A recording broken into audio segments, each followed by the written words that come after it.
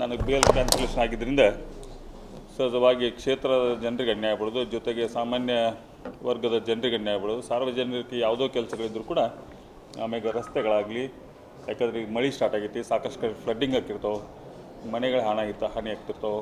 ಇಂಥದ್ದು ಟೈಮಲ್ಲಿ ಎಲ್ಲರೂ ಜವಾಬ್ದಾರಿ ವಹಿಸಿ ಯಾರು ತಮ್ಮ ಸಾಕಷ್ಟು ಅನುದಾನ ಅಂತರೂ ಸಾಕಷ್ಟು ನಮಗೆ ಈ ಸಲ ತಂದು ಕೊಟ್ಟೇನೆ ಅನುದಾನ. ಎಲ್ಲ ರಸ್ತೆಗಳಾಗಲಿ ಎಲ್ಲ ಕೆಲಸಗಳು ನಡೆದಾವೆಲ್ಲ. ಬಟ್ ಯಾವ ಕೆಲಸಕ್ಕೆ ತೊಂದರೆ ಆಗದಂಗೆ ಎಲ್ಲ ಅಧಿಕಾರಿಗಳು ಜವಾಬ್ದಾರಿ ನಿಗಾ ವಹಿಸ್ರಿ ಅಂತೇಳಿ ಅದಕ್ಕೆ ಒಂದು ಮೀಟಿಂಗ್ ಕರೆದು ಎಲ್ಲ ಅಧಿಕಾರಿಗಳು ಹೇಳಿದ್ರು. ಏನು ಆತಂಕ ಪಡೋದು ನೋಡ್ರಿ, ಕೋರ್ಟ್ ಐತಿ, ನ್ಯಾಯಾಲಯದ ಮ್ಯಾಗ ನಮಗೆ ಗೌರವ ಐತಿ. ನ್ಯಾಯಾಲಯ ಕೊಟ್ಟಂಥ ತೀರ್ಪಿಗೆ ಯಾವತ್ತೂ ನಾವು ಬದ್ಧಾಗಬೇಕಾಗತ್ತೆ. ಯಾಕಂದ್ರೆ ಕ್ಷೇತ್ರದ ಜನರಿಗಂತರೂ ಯಾವುದೂ ತೊಂದರೆ ಇಲ್ಲ. ಯಾಕಂದ್ರೆ ನನ್ನ ಮಿಸ್ಸಸ್ ಆಗಲಿ, ಜೊತೆಗೆ ನನ್ನ ಮಗಳಾಗಲಿ, ಅವ್ರು ಸಾಕಷ್ಟು ಜನರನ್ನ ಏನೋ ಕೆಲಸಗಳಿದ್ರು ಕೂಡ ಸ್ಪಂದಿಸಿ ನಮ್ಮ ಪೇಗಳಾಗಲಿ, ನಮ್ಮೆಲ್ಲ ಅಧ್ಯಕ್ಷಗಳಿದಾರ, ನಮ್ಮ ಪಾರ್ಟಿ ಅಧ್ಯಕ್ಷಗಳಿದಾರ, ಅವ್ರು ಕೂಡ ಸಾಕಷ್ಟು ಇದರಿಂದ ಸ್ಪಂದಿಸುವಂಥ ಕೆಲಸ ಅವರೆಲ್ಲ ಮಾಡ್ಯಾರ. ಇವತ್ತೆಲ್ಲ ನಾಳೆ ಗೆದ್ದಾದ್ಮೇಲೆ ಇವತ್ತೆಲ್ಲ ನಾಳೆ ಬರ್ತಾರೋ ಅನ್ನುವಂಥದ್ದು ಹೋಪ್ ಭಾಳಷ್ಟು ಜನರಿಗೆ ಕ್ಷೇತ್ರದ ಜನರಿಗೆ ನೋಡಿರಿ, ನಾನಂತರೂ ಜೀವನದಲ್ಲಿ ನನ್ನ ಸಣ್ಣವಿದ್ದಾಗಿದ್ದು ತಾವು ಎಲ್ಲರೂ ನೋಡಿರಿ. ನಾ ಈಗಾಗಲೇ ಇಲೆಕ್ಟಾಗಿ 26 ವರ್ಷ ಆಯ್ತು. 26 ವರ್ಷ ಒಬ್ಬ ಜಿಲ್ಲಾ ಪಂಚಾಯತ್ ಸದಸ್ಯನಾಗಿ ಕೆಲಸ ಮಾಡೀನಿ, ಜಿಲ್ಲಾ ಪಂಚಾಯತ್ ಉಪಾಧ್ಯಕ್ಷನಾಗಿ ಕೆಲಸ ಮಾಡೀನಿ, ಈ ಸಲ 3 ಬಾರಿ MLA ಕೆಲಸ ಮಾಡೀನಿ. ಯಾವತ್ತೂ ನಾ ಜನರಿಗೆ ಅನ್ಯಾಯ ಆಗುವಂಥ ಕೆಲಸ ಅಂತೂ ನನ್ನ ಲೈಫಲ್ಲಿ ಮಾಡಿಲ್ಲ. ಯಾವತ್ತೂ ಅನ್ಯಾಯದ ವಿರುದ್ಧ ಹೋರಾಟ ಮಾಡ್ಕೊತ ಬಂದ. ಸ್ಟೂಡೆಂಟ್ ಲೈಫಿಂದ ನಾ ಅನ್ಯಾಯದ ವಿರುದ್ಧ ಹೋರಾಟ ಮಾಡ್ಕೊತ ಬಂದವ. ರಸ್ತೆಗೆ ಇಳಿದು ಹೋರಾಟ ಮಾಡಿ ಅನ್ಯಾಯದ ವಿರುದ್ಧ. ಬಟ್ ಇವೆಲ್ಲ ಈ ವ್ಯವಸ್ಥೆ ಇದ್ದಂಥ ಟೈಮಲ್ಲಿ ನಾವೇನು ಮಾಡೋಕ್ಕಾಗಲ್ಲ. ರಾಜಕಾರಣ ವ್ಯವಸ್ಥೆಯಲ್ಲಿ ಬಂದಿದ್ದನ್ನು ಫೇಸ್ ಮಾಡೋಣ ಅಷ್ಟೇ. ನೋಡಿರಿ, ಇಡೀ ರಾಜ್ಯಕ್ಕೆ ಗುರ್ತೈತೆ, ಅದ್ರ ಬಗ್ಗೆ ವಾಪಸ್ ಮಾತಾಡಿದ್ರೂ ಅರ್ತಿಲ್ಲ. ಇಲ್ಲ, ಎಲ್ಲ ನಮ್ಮ ಪಕ್ಷದ ನಾಯಕರು ಅಷ್ಟು ನನ್ನ ಜೊತೆ ಅದಾರೆ. ಪಕ್ಷದ ಬಗ್ಗೆ ಎಲ್ಲ ನಮ್ಮ CM ಅವರಾಗಲಿ, DCM ಅವರಾಗಲಿ, ಎಲ್ಲರೂ ನಮ್ಮ ಪಕ್ಷದ ಶಾಸಕರಾಗಲಿ ಸಾಕಷ್ಟು ನನ್ನ ಜೊತೆ ಅದಾರೆ ಎಲ್ಲರೂ. ನನಗೆ ಕ್ಷೇತ್ರದ ಜನ ಸುತ್ತ ಸಂಪೂರ್ಣವಾಗಿ ನನ್ನ ಜೊತೆ ಅದಾರೆ ಎಲ್ಲರೂ. ಯಾವುದು ಇನ್ನು ಕೆಲವು ದಿನದಿಂದ ಮುಗಿಬೋದು ಕೇಸು. ಮುಗಿದ ನಂತರ ನೋಡೋಣ. ಯಾರು ಭಾಳ ಸ್ಟ್ರಾಂಗ್ ಇರ್ತಾರೆ ಅವ್ರಿಗೆ ಟಾರ್ಗೆಟ್ ಇದ್ದಿದ್ದ. ಯಾರು ಭಾಳ ಸ್ಟ್ರಾಂಗ್ ಇರ್ತಾರೆ ನಮಗೆ ಜಾಸ್ತಿ ಎನಿಮಿಗಳು ಇದ್ದೇ ಇರ್ತಾರೆ. ಯಾರು ಮೀಡಿಯಮ್ ಸ್ಟ್ರಾಂಗ್ ಇರ್ತಾರೆ ಅವ್ರಿಗೆ ಕಮ್ಮಿ ವೈರಿಗಳು ಇರ್ತಾರೆ. ಅವ್ರು ಏನೂ ಇಲ್ಲ ಅಂದಾಗ ಅವ್ರ ವೈರಿಗಳು ಇರೋಂಗಿಲ್ಲ. ಸಹಜವಾಗಿ ನಾವು ಧೈರ್ಯದಿಂದ ಕೆಲಸ ಮಾಡುವಂಥ ಟೈಮಲ್ಲಿ ಇವೆಲ್ಲ ವ್ಯವಸ್ಥೆಯಲ್ಲಿ ಸಹಜವಾಗಿ ಬರುವ ಇವೆಲ್ಲ ನಾವು ನಮ್ಮ ಕೆಲಸ ಮಾಡ್ತಿರೋದು ಅಷ್ಟೇ. ನಾ ಫ್ರೈಡೇ ಹಜಾರಕ್ಕಿಂತ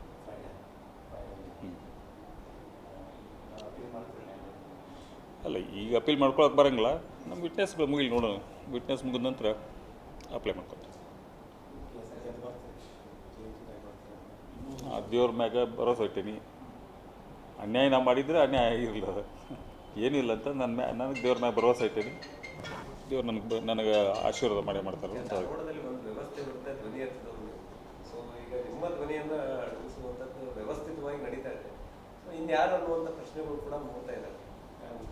ನೀವು ರಿಸರ್ಚ್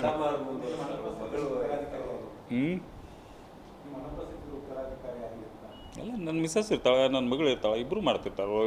ಯಾವುದೋ ಜನರ ಕೆಲಸ ಬಂದರೂ ಕೂಡ ಇಬ್ಬರು ಸ್ಪಂದಿಸ್ತಿರ್ತಾರೆ.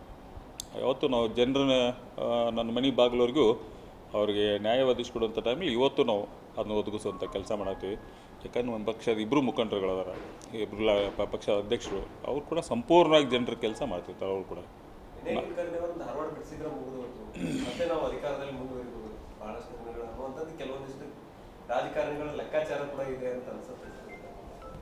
ಇರ್ಬೋದು, ಏನು ಮಾಡೋಕ್ಕಾಗತ್ತೆ. ನಮ್ಮ ಹೋರಾಟ ನಾವು ಮಾಡೋದಷ್ಟೇ. ಈಗ ನ್ಯಾಯಾಲಯದ ಹೋರಾಟ ಮಾಡಬೇಕು, ನಾವು ಹೋರಾಟ ಮಾಡಿ. ನಾ ಹೇಳಿದ್ನಲ್ಲ, ಯಾರು ಭಾಳ ಪವರ್ಫುಲ್ ಇರ್ತಾರೆ ನಮಗೆ ಎನ್ಮಿಸು ಭಾಳ ಇರ್ತಾರೆ ಅನ್ನೋಂಥದ್ದು ಸಹಜ. ಅದು ರಾಜಕೀಯ ವ್ಯವಸ್ಥೆಯಲ್ಲಿ ಇದು ಸಹಜ.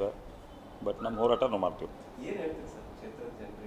ಕ್ಷೇತ್ರ ಜನರಿಗೆ ಯಾರೂ ಆತಂಕ ಪಡುವಂಥ ಯಾವುದೂ ಅಗತ್ಯತೆ ಇಲ್ಲ. ಯಾಕಂದ್ರೆ ಆ ಕ್ಷೇತ್ರದ ಕೆಲಸ ಆಗಲಿ ಯಾವುದೂ ಕುಂಠಿತಗೊಳ್ಳೋದಾಗ ನಾನು ನೋಡ್ತೀನಿ.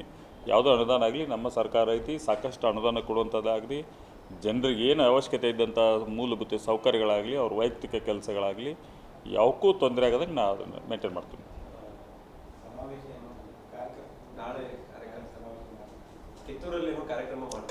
ಸಮಾವೇಶ ಇಲ್ಲ, ಎಲ್ಲ ನಮ್ಮ ಕ್ಷೇತ್ರದ ಎಲ್ಲ ಮುಖಂಡರುಗಳಾಗಲಿ, ನಮ್ಮ ಕ್ಷೇತ್ರದ ಜನರನ್ನಾಗಲಿ ನಾಳೆ ಬೆಟ್ಟಾಕೀನಿ. ಬೆಟ್ಟಾಗಿ ನಾಳೆ ಹೋಗ್ತೀನಿ ಸಾಯಂಕಾಲ ಬೆಂಗಳೂರು.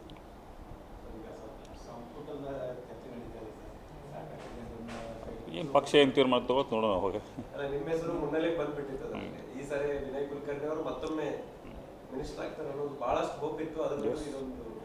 ಯಾಕಂದ್ರೆ ನಾನು 22 ವರ್ಷದಿಂದ MLA ಆಗೀನಿ.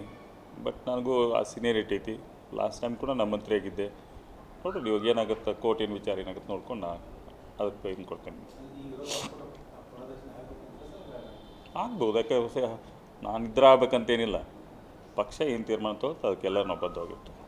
ಯಾಕಂದ್ರೆ ಇನ್ನೂ ಸಾಕಷ್ಟು ಜನ ಈಗ ನಿಮ್ಮಂಗೆ ಬಹಳಷ್ಟು ಜನನು ಸೀನಿಯರ್ ಇದ್ದವ್ರು ಇದ್ದಾರೆ, ಅವ್ರಿಗೂ ಅವಕಾಶಗಳು ಬೇಕು ಸರ್ ಎಲ್ಲರೂ ಕೇಳೋರಲ್ಲ ಸಹಜ, ಎಲ್ಲರಿಗೂ ಆಕಾಂಕ್ಷೆಗಳು ಇರೋರೆ.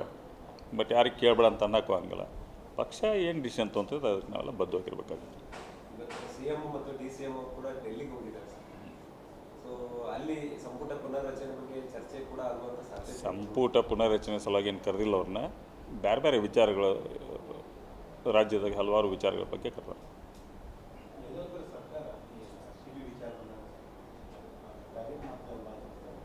ಯಾರನ್ನ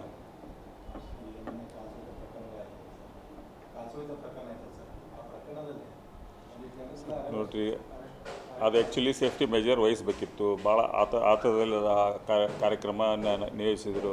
ಬಟ್ ಏನಾಗಿದೆ ಪರಿಸ್ಥಿತಿ, ಅವತ್ತು ಯಾರೂ ಎಕ್ಸ್ಪೆಕ್ಟ್ ಮಾಡಲಷ್ಟು ಜನ ಅವತ್ತು ಅಲ್ಲಿ ಕೂಡಿದ್ದು ಯಾರೂ ಎಕ್ಸ್ಪೆಕ್ಟ್ ಮಾಡಿಲ್ಲ ಆ ಲೆವೆಲ್ ಜನ ಕೂಡ್ತಾರಂತೇಳಿ. ಇವರು ವಿಚಾರ ಮಾಡಿದ್ದಕ್ಕಿಂತ ಒಂದು 10-15 ಅಲ್ಲ 20% ಜಾಸ್ತಿ ಕೂಡಿದೆ. ಅಷ್ಟು ಲಕ್ಷಾಂತರ ಮಂದಿ ಕೂಡಿದಾಗ ಅದರ ಕೆಪಾಸಿಟಿ ಇರೋದು ಅರೌಂಡ್ 35,000. ಅಷ್ಟೊಂದು ದೊಡ್ಡ ಸಂಖ್ಯೆಯಲ್ಲಿ ಕೂಡಿದಂಥ ಟೈಮಲ್ಲಿ ನಾವತ್ತಾಗಿದ್ದಂತೂ ತಪ್ಪೇ, ಅದ್ರಾಗೇನು ಪ್ರಶ್ನೆನೇ ಇಲ್ಲ. ಬಟ್ ಅದಕ್ಕೆ ಪ್ರಿಕಾಷನ್ ವಹಿಸಬೇಕಿತ್ತು. ಇಂತಿಂತ ಅಥವಾ ಇಷ್ಟು ಜನ ಕೂಡ್ಬೋದು ಅನ್ನೋಂಥದ್ದು ಏನಾರು ಮೊದಲು ಅವ್ರು ಒಂದು ಸ್ವಲ್ಪ ತೊಗೋಬೇಕು ಅಂತ. ಅದು ತಪ್ಪಾಗೈತಿ, ಅದರಿಂದ ಏನು ಮಾಡೋಕ್ಕಾಗಲಿಲ್ಲ. ಈಗ ನಡೆದು ಹೋಗ್ಬಿಟ್ಟೈತೆ ಘಟನೆ. ಬಟ್ ಅದು ಪರಿಹಾರ ಆಗ್ತದೆ. ಅವ್ರ ಫ್ಯಾಮ್ಲಿಗೆ ಏನು ಇದನ್ನು ಸಾಂತ್ವನ ಹೇಳುವಂಥದ್ದಾಗಲಿ ಆಗಬೇಕು. ಯಾಕೆ ಇಷ್ಟೆಲ್ಲ ಗದ್ದಲ ಕೂಡಿದಂಥ ಒಂದಿಷ್ಟು ಕೆಲವೊಂದು ನಾವು ವಿಡಿಯೋ ಕ್ಲಿಪ್ಪಿಂಗ್ನಲ್ಲಿ ನೋಡಿದಂಥ ಟೈಮಲ್ಲಿ ಚಿಕ್ಕ ಮಕ್ಕಳನ್ನೂ ತೊಗೊಂಬಂದುಬಿಟ್ರಲ್ಲಿ. ಅಂಥವೆಲ್ಲ ಇಂಥ ಕ್ರೌಡ್ ಇದ್ದಂಥ ಟೈಮಲ್ಲಿ ಅವರು ಪ್ರಿಕಾಷನ್ಸ್ ತೊಗೋಬೇಕಿದ್ದ ಜನ ಭಾಳ ಚಿಕ್ಕ ಮಕ್ಕಳೆಲ್ಲ ಕರ್ಕೊಂಬಂದುಬಿಟ್ಟಾರ. ಅದರಿಂದ ತಪ್ಪಾಗೈತಲ್ಲಿ. CM DCM ರಾಜೀನಾಮೆ ಕೊಡಲಿ ಅಂತ BJP ಸಹಜ ಅಲ್ಲ, ವಿರೋಧ ಪಕ್ಷದವ್ರು ಅದನ್ನು ಹೇಳೋದು ಸಹಜ. ಮತ್ತೆ ಥ್ಯಾಂಕ್ ಯು ಸರ್. ಹೆಚ್ಚಿನ ಸುದ್ದಿಗಳಿಗಾಗಿ ನಮ್ಮ ಚಾನೆಲ್ನ ಸಬ್ಸ್ಕ್ರೈಬ್ ಮಾಡಿ.